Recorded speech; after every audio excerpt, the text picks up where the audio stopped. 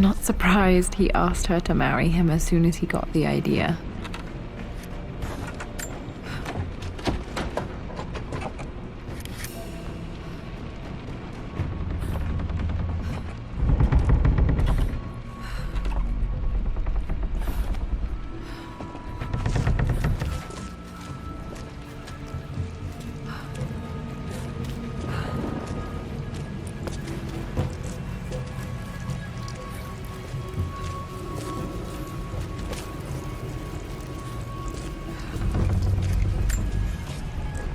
Amelia, I know we have had our differences in recent years. I've tried my best to keep an open mind about your relationship with Richard, but I just can't let you go on this ill-conceived expedition without saying my piece. You say Richard's theories have merit. You say that he may have actually stumbled upon some mythic, unknown truth, but I have seen nothing to support such claims. And while your word may have been enough in times past, I cannot let you squander away what remains of your name and reputation, and that of our family, truth be told, on some damned foolish crusade. I intend to go to Richard's investors and let them know exactly how he's spending their money, but I want to give you a chance to put a stop to this yourself. Please, don't go to Tibet. If not for me, at least for Lara.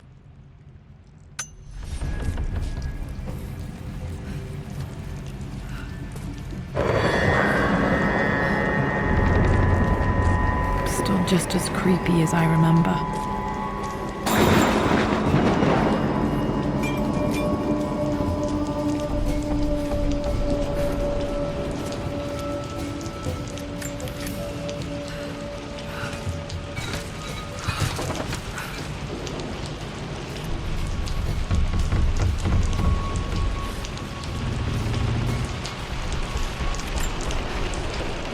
My lord, I hope this missive finds you on a successful expedition and in good health.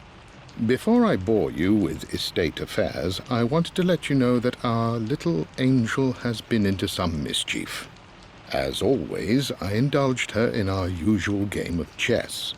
Over the course of the game, she broached the subject of her mother. She's having trouble remembering her now, and wanted to enter her ladyship's atelier, which you sealed off, to play on her mother's piano. It enraged her when she wasn't allowed to go in, of course. For someone so young, she has such strong emotions. Later in the day, she set a trap for me in the walk-in freezer, of all places. Before I knew what was happening, I found myself locked inside. Mrs. Sheffield discovered me an hour later, shivering and somewhat peeved. It took us an additional hour to find Lara in the grounds. I know all her hiding places, of course, but this time she really did not want to be found. Call it years of observation, but I can tell when she's out of sorts. My lord, if I may be so bold, she misses you fiercely. She is lonely for her father. Please consider a call as soon as you are able. Poor Winston. I remember being so angry. He was always so patient with me.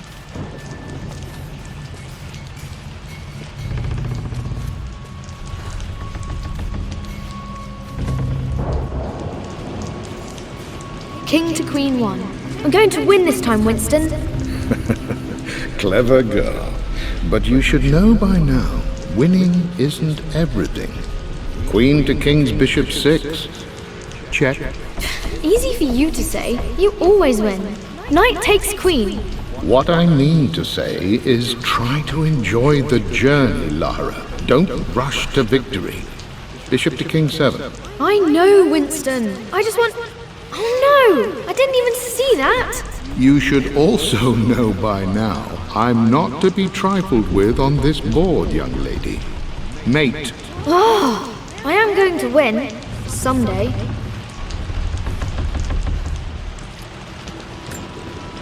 I would play chess with our old butler Winston on this board. Never could beat him.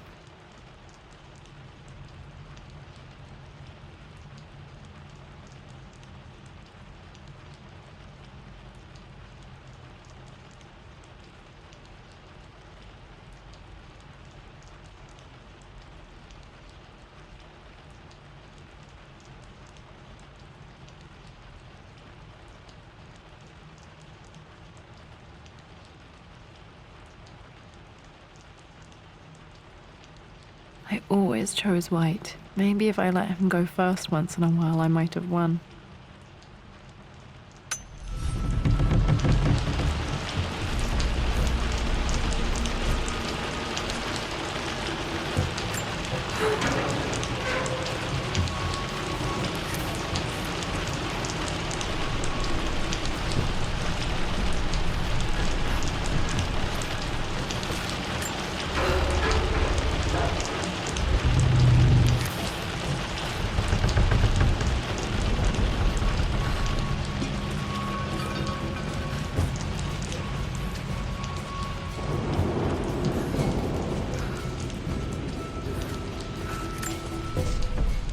I'm at a crossroads now. Good Lord, that's such a cliche.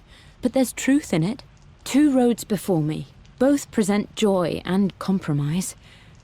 A life with Richard, adventure, intellectual pursuit, perhaps a new family. But also a man obsessed with something I cannot understand. Or a life of obligation, upholding the de Mornay name, embracing our traditions, not losing the family that raised me. Oh, this really is a rubbish choice. I don't want to lose them, but I love the life I've started to build with Richard. He comes with his own difficulties, but I can accept them. Will it be enough?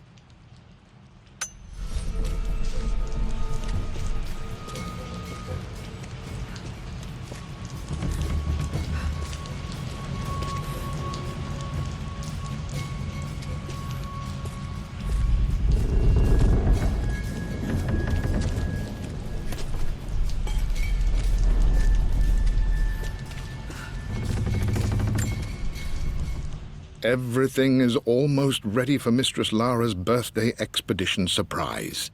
It's been a bit of an all-hands-on-deck effort organizing the affair and keeping it secret.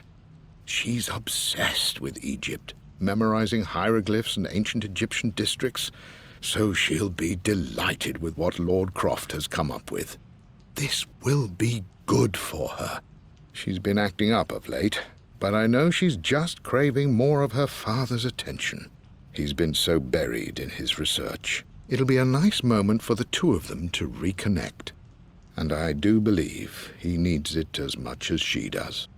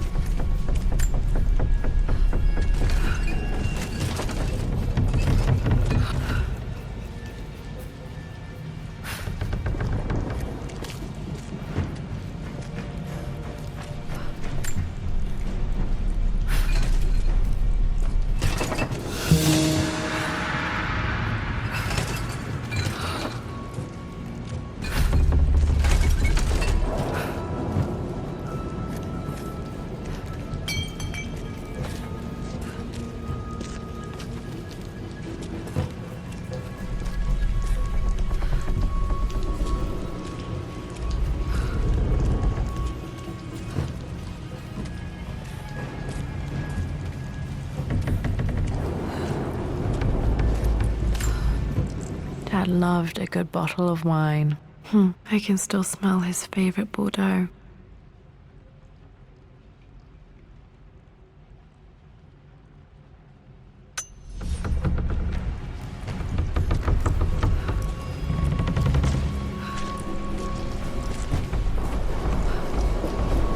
Dad, this is it! The basement of despair!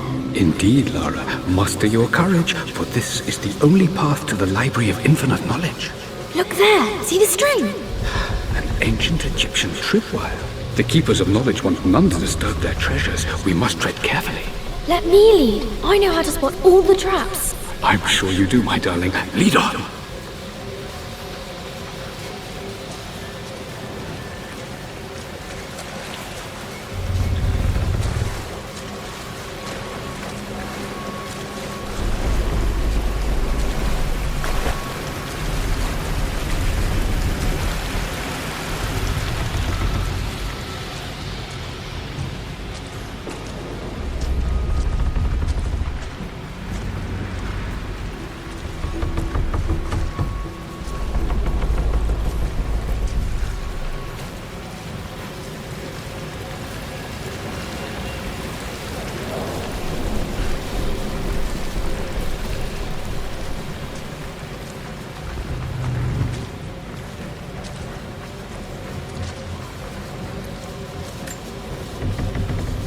one of the wire traps Winston made for my birthday expedition.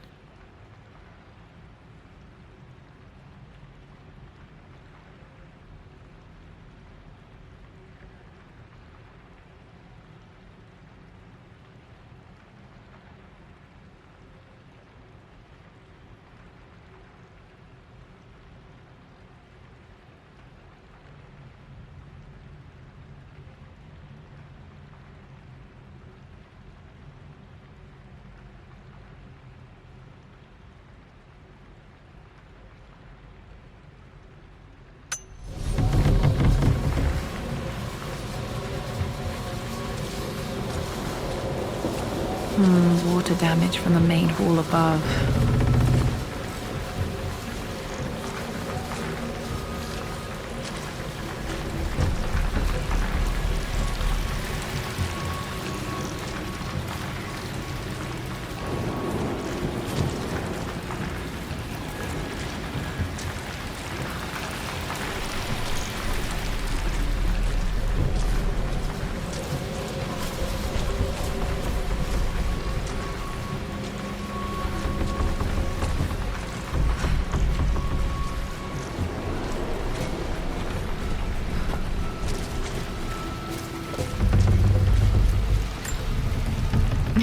My stuffed bear.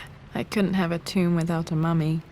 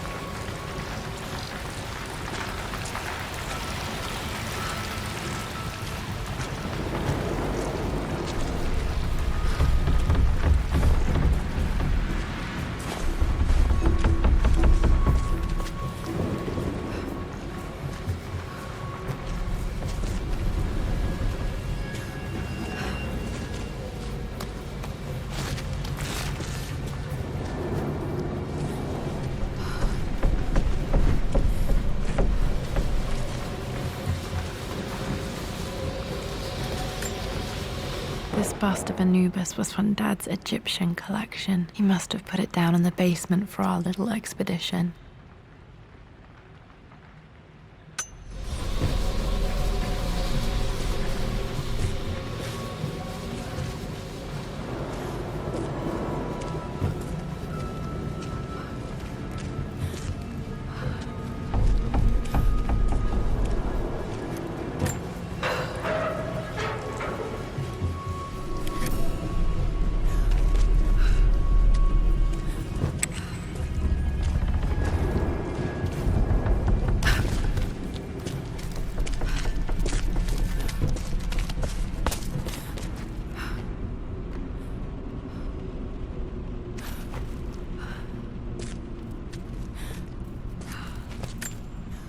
Plans for adding electricity to the manor. Dad used to say his granny hated all the bright lights.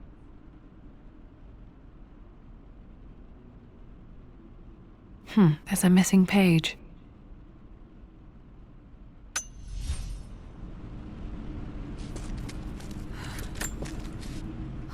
Amelia left tonight. She packed her suitcase and walked right out of here, and I didn't even notice. Like those days in the Oxford Library before we even met, I just had my nose in a book, lost in my own world. I am such a fool. I have let my obsession with this damned ritual of long life rule my better judgment for far too long, and it may already be too late. How could I have not seen this coming? I've made this mistake over and over, always putting my research before my personal life. But it's never hurt like this before. I simply cannot live without her. If I have to give up this accursed quest that has plagued me for so long, then so be it. I am going after her, right now, tonight.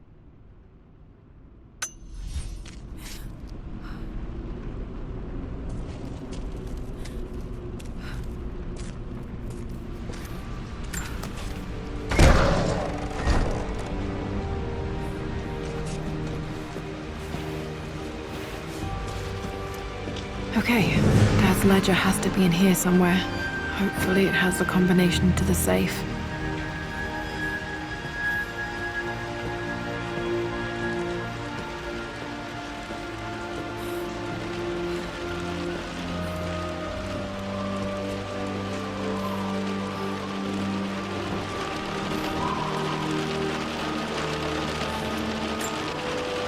I remember this now. Each district in ancient Egypt had a symbol and a number. I always preferred these symbols to the actual number hieroglyphs.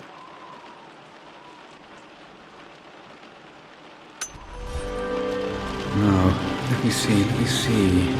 These two myths are referencing the same source material. But where did I see this image? Dad, I think it's this one, in the chapter on Egyptian districts. Why, yes, I think you're right, Lara. I remember the page with the illustration of Ra. My goodness, you've been paying attention, haven't you? This could be an important breakthrough. Does this mean I'm your research assistant? That and more, my darling girl. Takes me back. Those were good times. The best times. This was always one of my favorite books in this library. I used to trace hieroglyphs.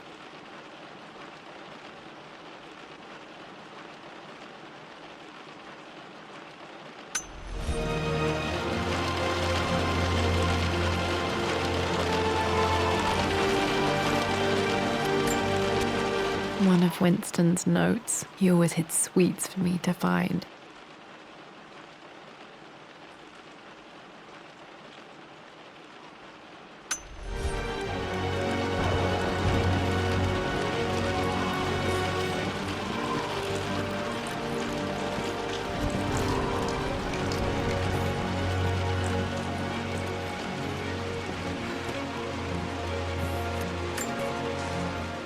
I've reached the monastery.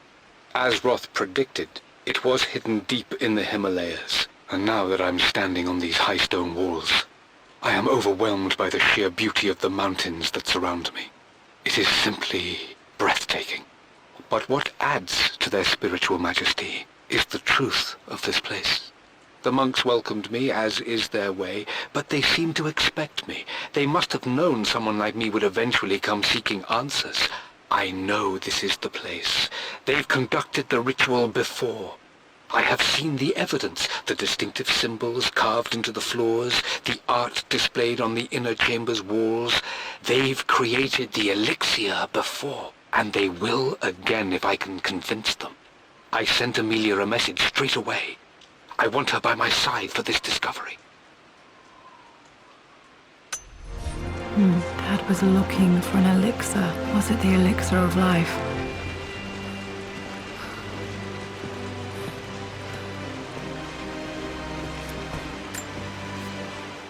For God's sake, memorize the combination, you fool. Lara's expedition treasure, my favorite painting by Amelia, the day of our wedding anniversary. Okay, got to find those objects to figure out the combination to the safe. There's something else here. Dad's lighter. I don't remember him ever using it, though.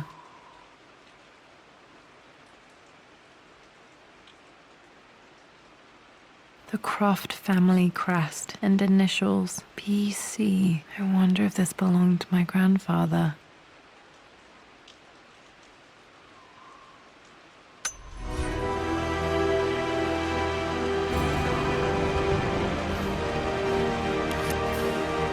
Okay, should be able to light the fireplace now.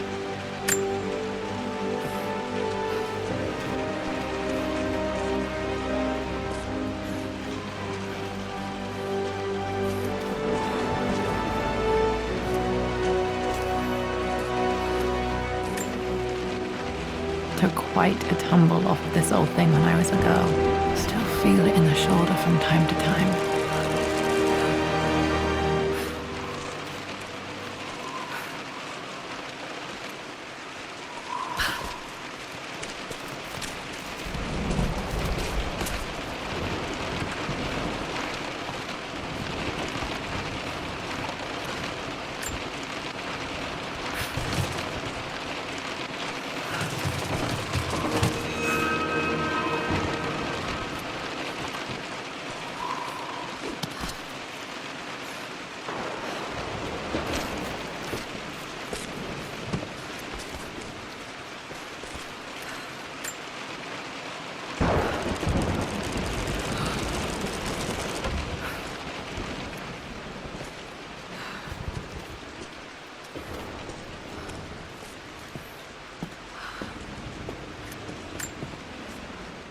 I always accepted that Richard's rather unorthodox research was just something I had to live with. But this time, the thrill of discovery has taken hold of me. I never imagined I could be drawn in this way. Richard cabled to tell me he's found the monastery. The symbol we deciphered in the scroll was the key to its location. I don't know if I honestly believe that this will lead to the fabled elixir of life, but I can't help but feel that a great secret awaits us there. My brother was threatening to shut down the expedition, but I managed to talk him down for the time being. Now I am going to meet Richard. I would bring Lara if I could, but she's still too young. She'll be in good hands with Winston, and when we return, her parents might just be a bit more famous.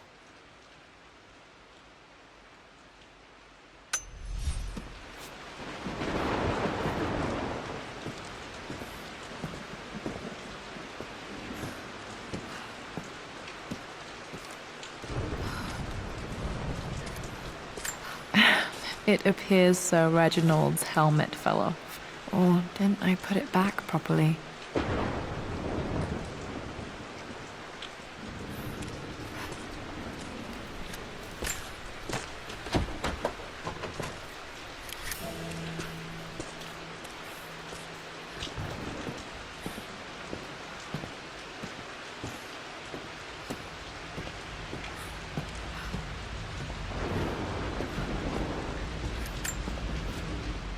I've created a clever little map for Lara's birthday expedition. I used the invisible ink Amelia picked up for me in Morocco so many years ago. At the time, I remember being so annoyed by that rather aggressive street vendor, but she just smiled in her sunny way and paid him without a second thought. I assumed it was just a tourist scam, but it actually works. Turns out it requires a very specific kind of vellum and a heat source to illuminate the ink after it's dried. It should prove a nice challenge for Lara to puzzle out.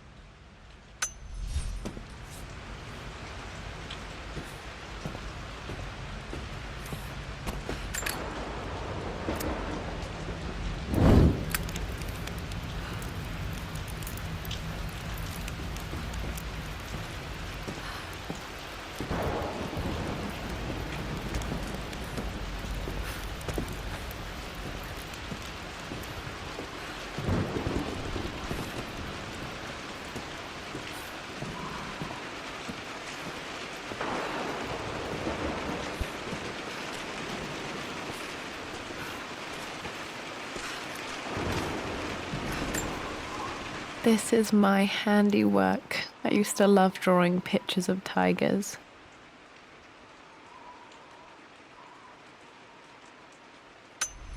Spent so many hours in here, reading, dreaming of my own adventures.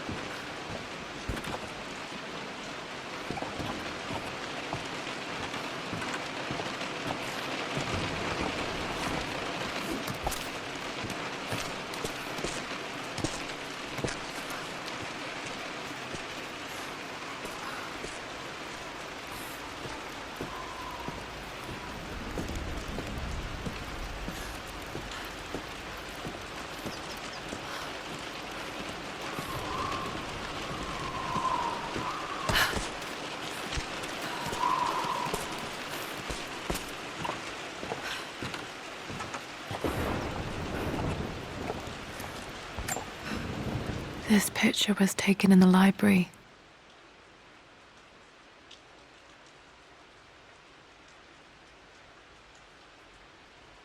(1820) additions to the main hall in progress.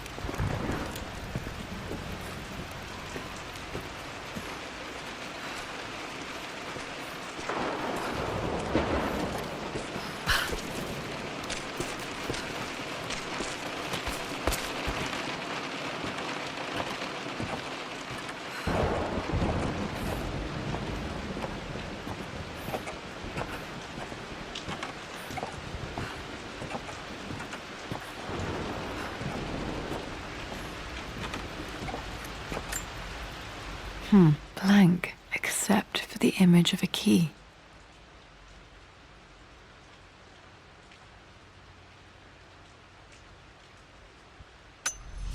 I remember this map now. It leads to the master key, but we made it with a special kind of invisible ink. It could only be seen with the heat of a fire.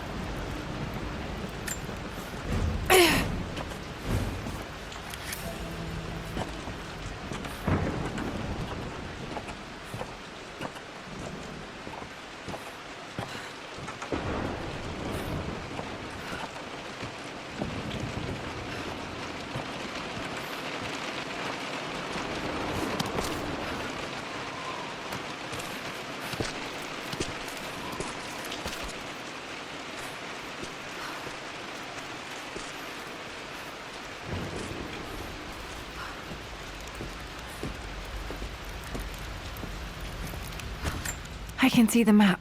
Looks like the key is hidden under a trunk near the bookcase.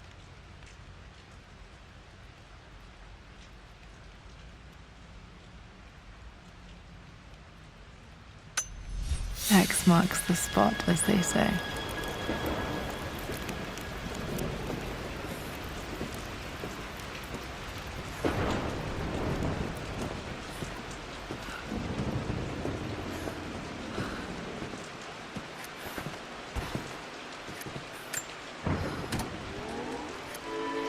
This music is familiar. It's beautiful.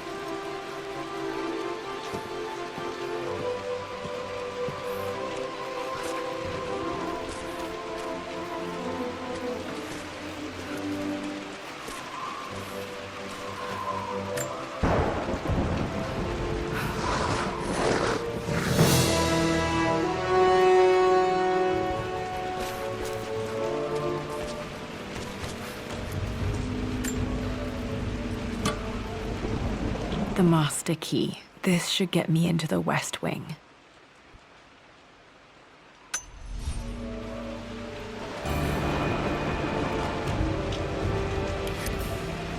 All right. This should open most rooms in the manor, including the Forbidden West Wing.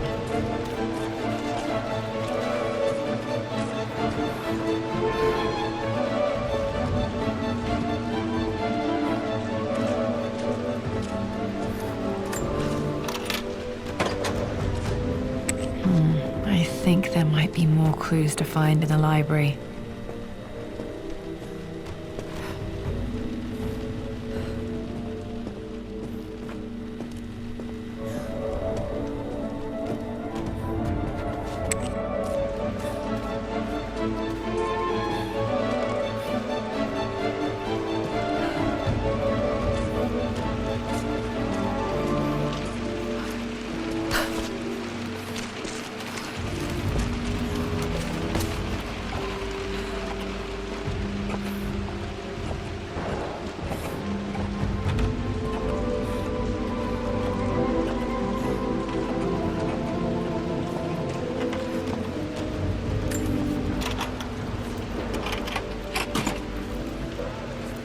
The Pharaoh's crown from my birthday treasure hunt. How old was I again? 6? 8? I think this hieroglyph corresponds to a number, but which one?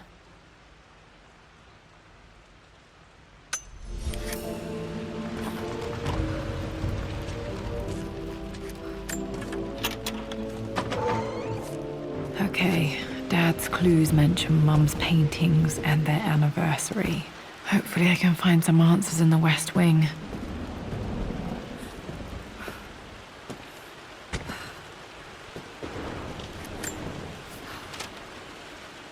I finally introduced Richard to the family. It went precisely how I imagined. I see but polite grace from Mother, indifference and disinterest from father, and thinly veiled contempt from Atlas. Of course they don't approve. To them, Lord Croft is the man who took away their beloved daughter and ruined her long-standing engagement, though I was never going to marry that repugnant Earl of Farringdon anyway. One might think they would be happy that I was being courted by a genuine lord of the realm. It just happens to be Richard Croft. In their eyes, the man who single-handedly ruined a once great family. But there's nothing to be done now. Watching how Richard dealt with their subtle insults and disrespect. Such grace and calm. I know he did it for me. I think I'm falling in love with this man. It will break my mother's heart, but I cannot live the life she imagined for me. My time with Richard has only made this clearer.